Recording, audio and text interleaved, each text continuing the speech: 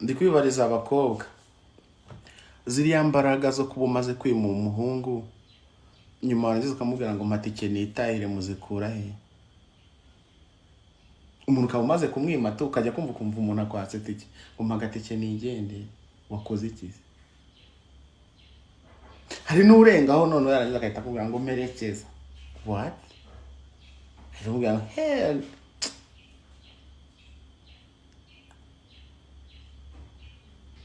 Petekeno cyo mu maso yawe, petekeno cyo mu maso yawe. Mwiseneza Abdul Karim wamenyekanye nka Burikantu ku mbuga nkoranyambaga, aho azwiho urwenya, kuririmba ndetse n'ibintu byo kwamamaza, yatawe muri yombi ubu ngubu akaba afungiwe kuri sitasiyo ya RIB Yatangaje. Uyu musore akurikiranyweho ibyaha birimo gufungirana abakobwa bari baje kumureba.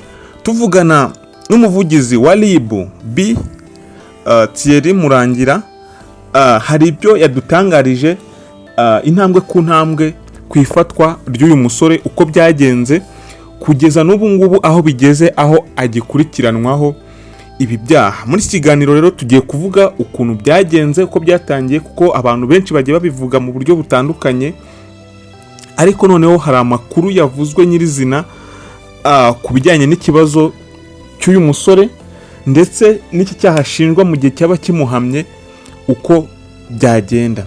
Ntuze kuvaho rero ngo ujye hirya no hino cyangwa ujye kure, reka tubive imuzi n'imuzingo, intambwe ku ntambwe, wumve ngo ubundi byagenze bite.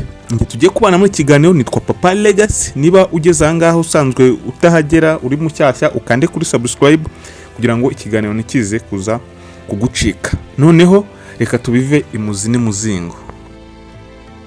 Yes, uko bivugwa rero, biravugwa ko uyu musore ku cyumweru tariki 20 birumvikana n'ejo bundi, aho yarari mu rugo iwe, hakaba hari umukobwa w'inshuti ye, bari bavugana, basanzwe bavugana, aho bari bafitanye gahunda yuko yajya amucishiriza ibiganiro kuri YouTube cyangwa se ku mbuga nkoranyambaga ze. Muri make byari nko mu buryo bwo kumugira inama uburyo nawe yajya acishaho ibiganiro bigiye bitandukanye, cyane cyane ko ari umusore wakurikirwaga n'abantu batari bakeya, aho yari ari kugenda yamamara mu buryo bwihuse. Rero byabaye ngombwa ko uyu mukobwa w'inshuti ye, nk'uko bari babivuganye, yaje kumureba kugira ngo amufashe kuzajya nawe atambutsa ibi biganiro kuri social media. Bivugwa ko rero uyu mukobwa aho yazaga aje kureba Burikantu mu rugo, ko yaje azanye na mugenzi we. Yaragize ni nk'amakenga yagize, aravuga ati ntago nagenda njyenyine, reka njyane n'undi mugenzi wanjye, nkuko nawe ushobora kuba wenda ugiye ahantu kavuga uti reka ndeke kugenda njyenyine, ngende njyanye n'inshuti yanjye. Rero yaje kujyana n'inshuti ye.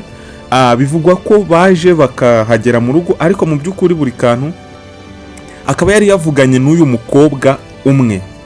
Akimara kugeraho rero yaje gusanga ari babiri baje, ariko arabakira nyine nta kibazo, ibyo kurya, fanta, ndetse bikaba binavugwa ko uyu musore yari yabategeye na moto n'amafaranga ya tike byose ari we wari wabibahaye.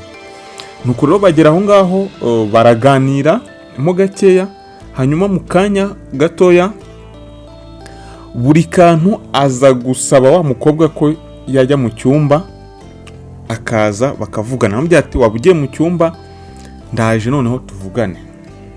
Umukobwa niko kuvuga ati se ko naje kugira ngo tuganire kuri ibi n'ibi nk'ibyo twavuze haruguru, ndabanja mu cyumba gukoramo iki? Umukobwa kuko yabonaga ari na babiri, asa nk'uwihagararaho, ntiyabyemera. Nyuma yo kubihakana rero nibwo umusore yaje kurakara, aravuga ati rero ntago ibingibi ntago byavamo, ibintu ndi kuvuga ntago urimo kubyumva. Undi nawe ati nge gahunda yaje nzanye ni iyi ngiyi, twayiganiraho, ariko ibiri hirya yayo ibyo ngibyo ntago mbirimo, ntago naza kubikora. Mu iperereza rigikomeje gukorwa, ni ukumenya ese mu by'ukuri uyu mukobwa yari yaje ari ibyo ngibyo gusa, cyangwa se hari n'undi mubano wenda bari basanzwe bafitanye.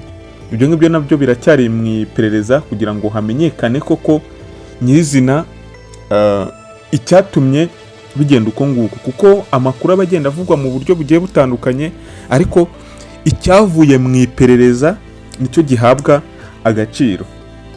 Rero ubwo wa mukobwa yabyangaga na ya nshuti yari ihari, nibwo umusore yaje kuvuga ati rero ubwo niba bitari kumvikana, ubwo muri buze kuza kunsubiza amafaranga yanjye, yaba moto, amafanta ndetse n'ibindi mwakonsomye muraza kuza kubinsubiza.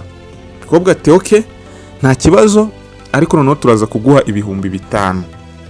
Umusore ati 5,000 ntago mbyemera, ni 7,000. Umukobwa ati rero 5 nibyo bihari. Umusore rero babasha kutumvikana kuri ayo mafaranga.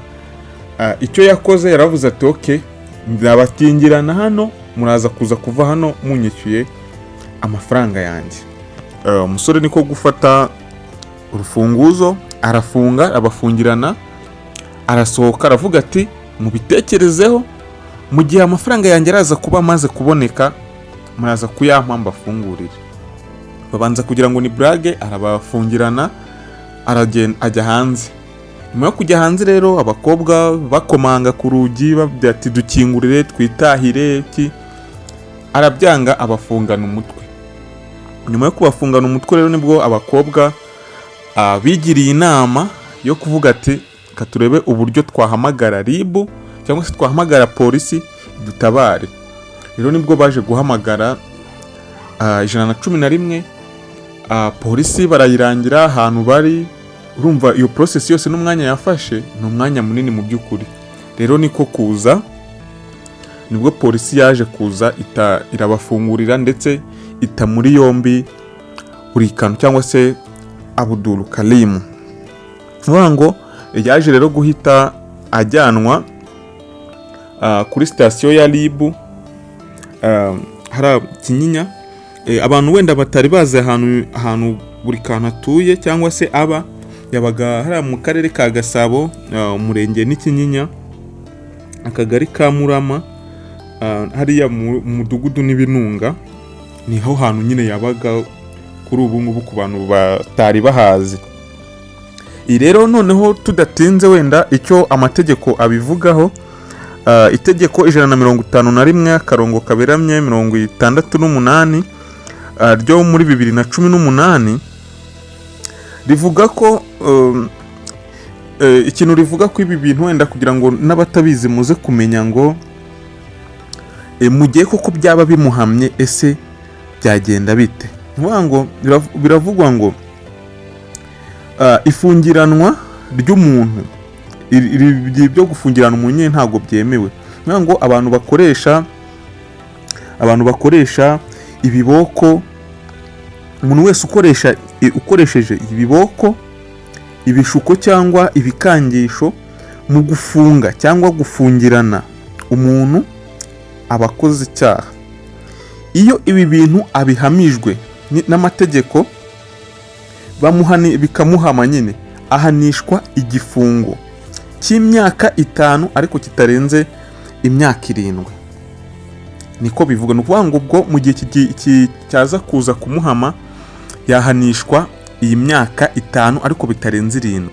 Hanyuma itegeko ryo rikomeza rivuga ko mu gihe ibi bintu abikoze cyangwa se bikozwe ariko bikorewe umwana cyangwa se umuntu, ubwo umwana n'umuntu uri munsi y'imyaka 18, umuntu bihamijwe n'itegeko ahanishwa igifungo cy'imyaka 7 ariko kitari munsi y'imyaka 7 ariko nanone kitarenze imyaka 10. Rero mu gihe uyu musore, mu gihe bari wenda byashoboka ko bari bakuru ariko babaye ari batoya, nabo ubwo yahanishwa igifungo cy'imyaka itari munsi y'7 ariko nanone kikaba kitarenze imyaka 10. Mu gihe ibi wenda ni tuvuge ko ari bakuru, byo ibi ngibi nkuko bikomezwa haracyari gukorwa iperereza. Mu gihe byaba bimuhamye nabwo yahanishwa imyaka 5, ubwo ntago bigomba kujya munsi y'imyaka 5 ariko nanone ntago bigomba kurenga imyaka 7. Ngayo nguko rero nuko nguko byifashe. Amakuru yandi azajya tugeraho tuzajya dukomeza kuyabasangiza kugira ngo mumenye ukuntu bimeze. Ndumva wenda muri make ari ibyo ngibyo twaba tubabwiyeho byatangajwe ku nkuru y'uyu musore. Andi makuru yose tuzajya tugenda dukomeza kuyabagezaho. Ndabashimira rero mwebwe twabanye kugeza mugeze ahangaha. Icyo mbasaba no gukora subscribe kugira ngo ibiganiro byacu bizajye bibagerereho ku gihe, kandi icyo twiyemeje ni ukubaha ibiganiro byuzuye kandi byizewe ku buryo aba ari amakuru meza yabanjije kuba yakorerwa ubushakashatsi. Mwakoze cyane rero, mukomeze kugira ibihe byiza. Nge twabanye nitwa Papa Legacy.